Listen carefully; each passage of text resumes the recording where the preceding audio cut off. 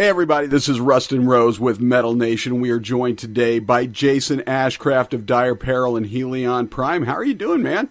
Great, man. It's good to be talking to you again. Absolutely. I think the last time was when you were actually in town with Helion Prime. That's been a while.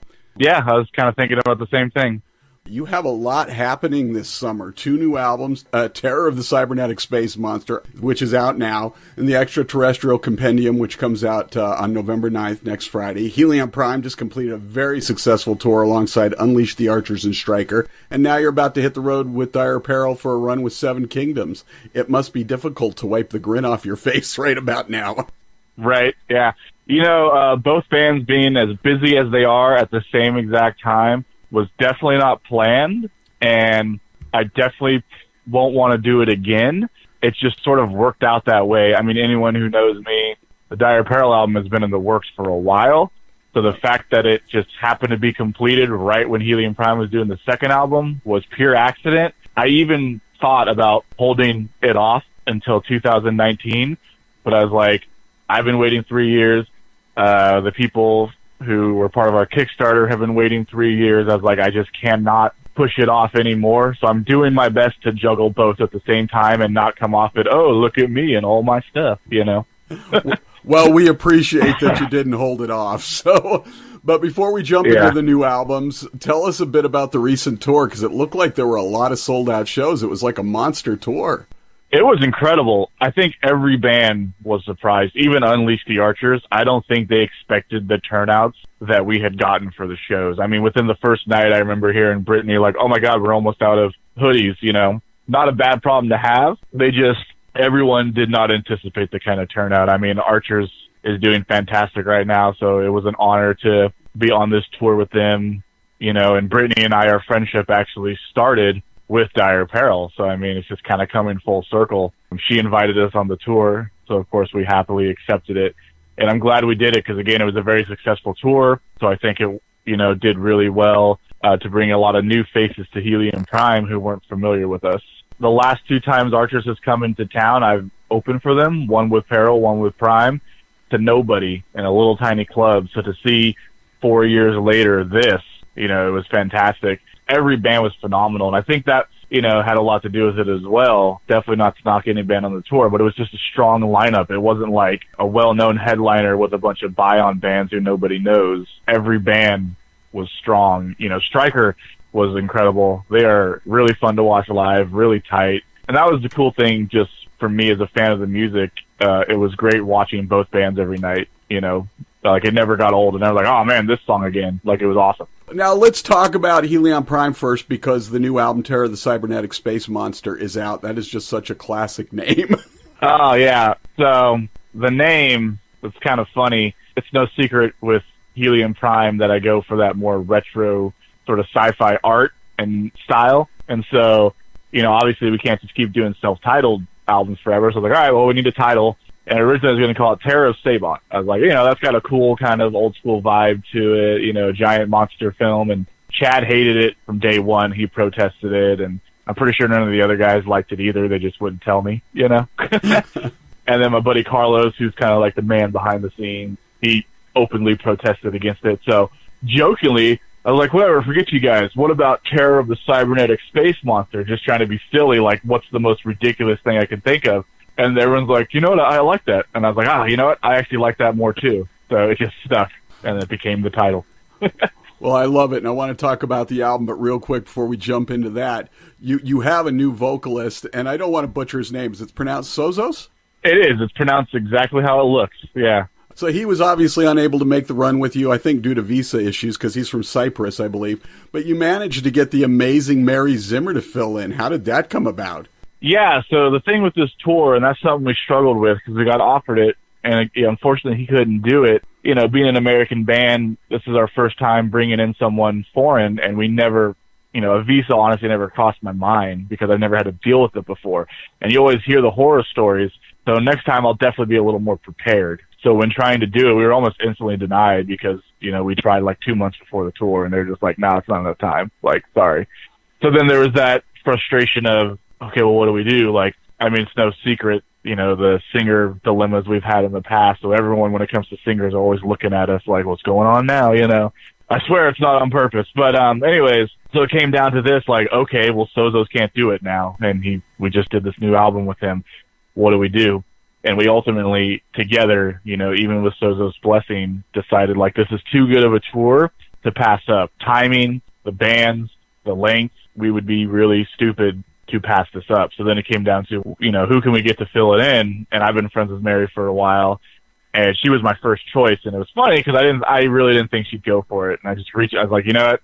If she says no, check it off my list now, and I'll look at other options. And I asked her, and again, everything was just perfect timing because she's like, I've been itching to go back on tour because she hasn't toured in years. Right. So it all just worked out. She's been wanting to get back on the road and do some touring.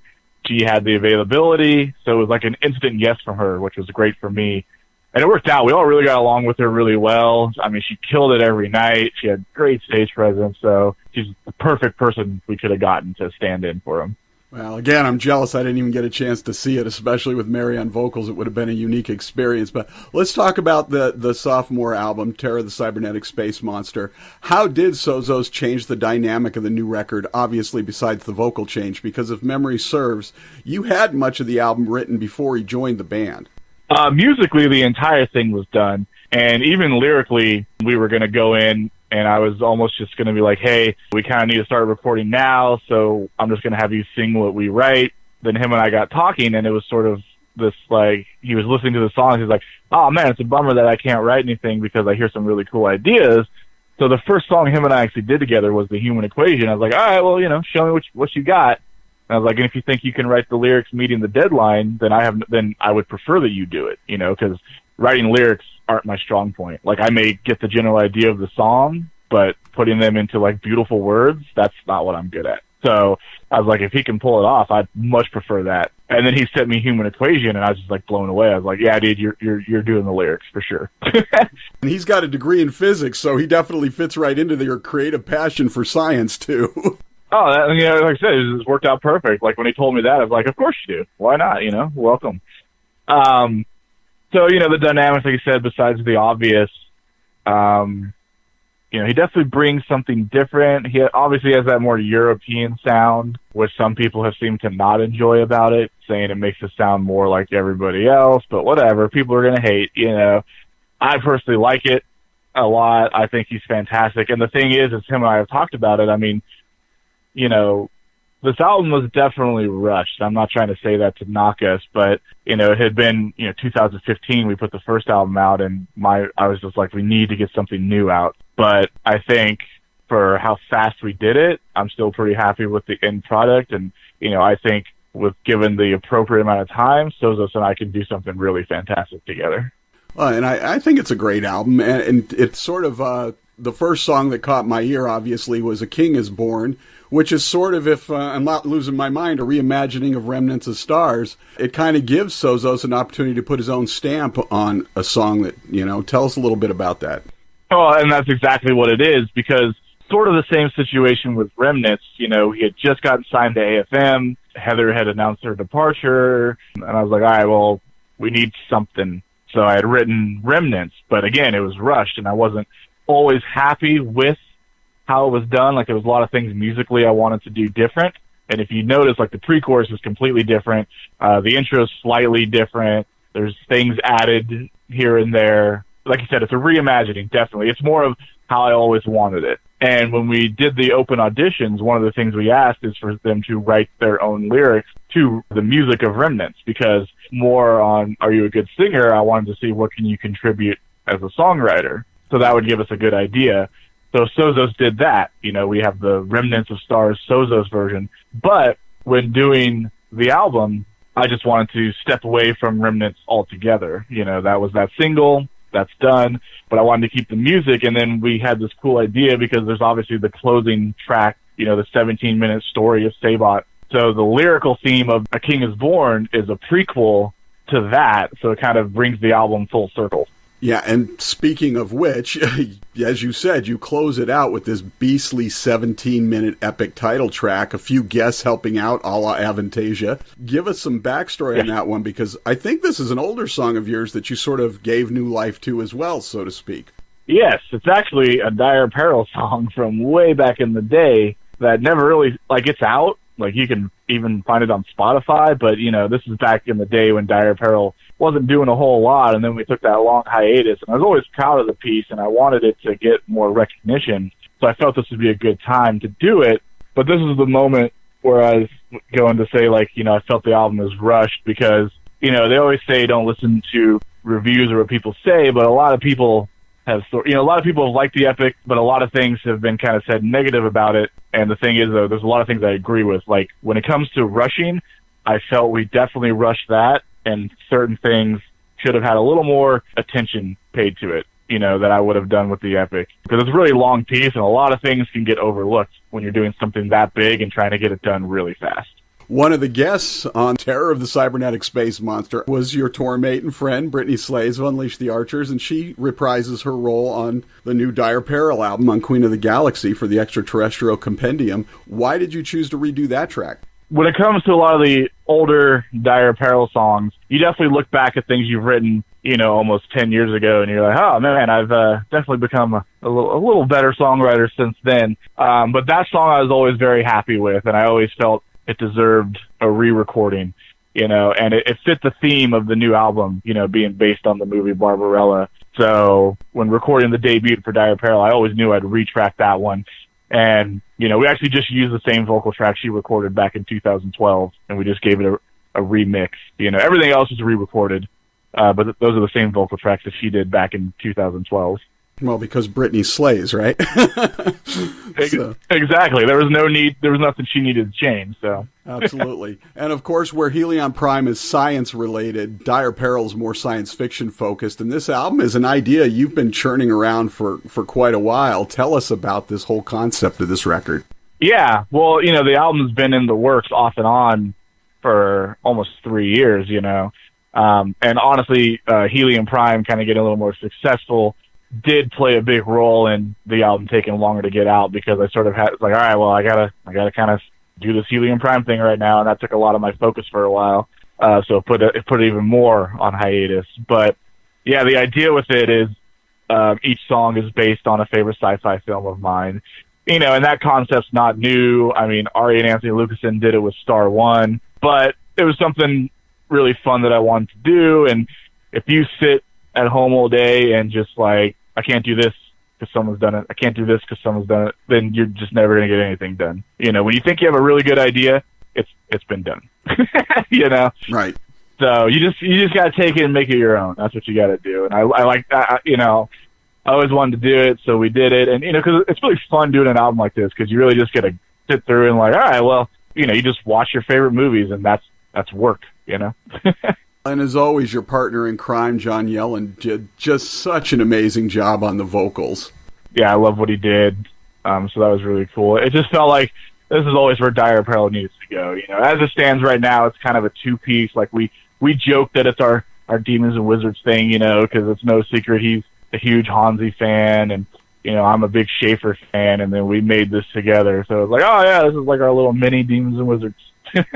How did you guys originally meet and decide to put this together? Because, I mean, obviously Dire Peril originally started with you, but when did John sort of come into the picture, and how did the songwriting partnership begin? Well, even before John came on board, this album musically was written. And at that point, I just was very unhappy with where Dire Peril was going, which was nowhere. And I needed a change. The gentleman in the band at the time, I didn't see a future there, and this is not to knock any of them. They're all great. They're all doing their own thing now. It's just one of those things where, you see, this isn't where we were all meant to be. They've all gone off, and they're all doing their own thing, and they're all doing really great. And Dire Peril, I needed more guys who had the same vision as me. This was also around the same time I started to become friends with John and Chad, and this is when they were doing Dysphoria. And I was just hey, man, I got this album I want to do. Would you be interested in joining for vocals? And it just kind of grew from there. At the time, it was more of a yeah, I'll do it. kind of thing when I can, and it grew from that. So he's just as invested as I am now. So this is our thing together, So, whereas with Helion Prime, now when I say that, and if my Helion Prime boys are listening, I love you, and I want none of you to go anywhere, but I'll stick Helion Prime out until my end of days, whatever I got to do to make it happen, With Peril, it's sort of like it's John and I, and I'm hoping that's how it stays. And if it ends up not being one of us, then who knows where Dire Peril will go from there, Right. Well, there's definitely this magic of the chemistry between your songwriting there and his vocal style. It just really gels so well together. And you can hear that throughout the record. One of my favorite tracks is Total Recall. I just really dig the riffs and just the way everything flows on that one. Tell us a little bit about that track. It's funny, and this happened twice to me now, and I'll explain what I mean by that. So Total Recall ended up becoming one of John and my personal favorites as well. It's just a crushing song, like heavy riffs and really grooving. But for a while, it was like one of my least favorites. I almost considered just like making it a bonus track because I was like, it's all right. Because it's one of the, there's not a lot of there's like the guitar solo, but really guitar-wise, it's just very rhythm-based. And when you listen, I don't know, by itself without the vocals and everything, I was like, this is cool, But then once we heard like the final production of the song, we're like, oh damn, this kicks ass, This is great. And the same thing happened with Apollo. When Heather and I wrote Apollo, it was always our least favorite because musically it's pretty repetitive, like the drums. I mean, it's like that consistent kind of double bass thing. And again, sort of the same feel, like not a lot going on lead wise. And that is now one of our most popular songs, I would dare say, So you never know what a song is going to become until you hear the final product, basically. Well, I know for me, for heavy metal, it's all about the riff anyway. Solos are nice, but the riff is what really matters, and the melody and how the vocals bring it all together. And I just thought that one gelled really nicely. And that's sort of what I mean, because again, like you strip away the vocals and they feel very bare, you know what I mean? So it's definitely one of those, like the vocals bring life to these songs for sure. It really shows how important vocals are. I was going to ask you anyway, because it seems like a lot of times on albums, there's always like this one redheaded stepchild song where you come in with an idea of what it's going to be like, and by the time you finally get it under control, you're almost ready to give up on it, and it becomes the most challenging song on the album, but sometimes it becomes your favorite. What was that Total Recall, or did you have another one that was even more challenging for you? I would say it was between Total Recall and Altair 4. Altair 4, like if you heard the original like rough draft of it, is not the same song you hear today. You know what I mean? And so, but I would probably say definitely Total Recall was the redheaded stepchild at first, and then it just kind of became this just ass kicker track, And you alluded to this before. You mentioned Arian Lucassen. He is on the album. You have one of your heroes lending his talents to the big album finale, Journey Beyond the Stars. How did that come about? Yeah, and for me, that's just like a landmark in, my quote music career. Getting Arian is like the dream come true. I mean, he is literally my number one when it comes to inspiration as a songwriter. I just love everything he does. And it's funny, what came about that is I sent him a friend request on Facebook, and he politely sent me a message like, hey, thanks for the friend request. Unfortunately, I'm almost maxed out. I need to keep it open for like artists that I work with, And of course, I was like, I get it. I respect that. And then I was like, artists you work with, huh? I was like, well, I'm working on this album. So I just straight up asked him if he would be interested in doing some vocal and guitar work on a track. And so he's like, he's like, I would need to hear the song because I got to make sure that I enjoy it. And so I sent him the track, and he liked it. So obviously for me, I'm like, Arian likes my song. Like, I'm done. I'm complete, Right. So we got him on board, and he tracked his vocals, and he did a guitar solo, and it turned out amazing. Now all you need for like the next album is John Schaefer to come throw down some rhythm tracks for you or something, just to complete it, right? Yeah, it's funny. I've often joked about that because he's not a lead player. So I'm like, man, what could I get John Schaefer to do, like a guest riff, Just like, you hear that riff? Yeah, Schaefer recorded that part. No, but actually, I would love to get Schaefer on a track. I might actually, if I can ever land him, I would probably try to get him to do vocals because he's actually not a bad singer, So I'd probably try to get some vocals out of him if we can ever arrange something. Yeah, speaking of guitar, I believe you shot a guitar playthrough last night for the album's opening track, which is for the Predator film, right? Exactly, yeah. So last night we did a playthrough for the opening Iwata Hunter Culture. I've always wanted to do a guitar playthrough, so this is my official first playthrough. And when I was thinking again of, which one would I do, there was just no other song for me but that one, because it's probably the most riff-packed song on the album. So I was like, well, to me, this is the most interesting one to watch, because some of the songs, there's a couple, they repeat a lot, but this one, like I said, it's a good 7 minutes of just riffs. So when will that be available for fans to get their eyeballs on? I'm not going to say yet, because we have a few other things in the works. I don't exactly know. We're actually doing a few set of videos right now, so we got a few things in the works, so I don't know yet exactly when. Nice. And the album will be out next Friday, November 9th. You guys join Seven Kingdoms on tour in Chicago on the 14th, I believe, for a handful of dates. Any more touring beyond that in works for Dire Peril or Helion Prime? We are definitely talking about plans because, for me, and I kind of brought this to John, we're doing the Midwest and the South with Seven Kingdoms. So we're doing like a total of 7 dates, right? Which I'm excited about. And, I haven't met anyone in Seven Kingdoms yet, but I've obviously been talking back and forth with Camden, and I'm excited to get to know these guys. They seem like really cool dudes. But 7 dates is not enough to promote an album. You know what I mean? So I would like to do more somewhere on the West Coast a little later on. Like, I don't know when exactly, because after doing 5 weeks with Archers and then going out on this one, I kind of, unfortunately, there's still bills to be paid, and I kind of got to get caught up on that, so I might take a little break, but we also don't want to wait too long to where the album's no longer relevant, you know what I mean? And that's kind of actually why we're doing these videos, is the plan is to keep the momentum going. We're going to ride this album as long as we possibly can. We've waited 3 years for it, might as well get as much out of it as we can. Well, I think you did a wonderful job with both albums, the Dire Peril and the Helion Prime, and we're so thankful we got them both, even if they came right on the heels of each other and made it a mess for you to try and work through all of it. We're excited to have both of them. Jason, thank you. You have a great day, and we'll catch up with you soon. All right, you too, man. I'll talk to you soon.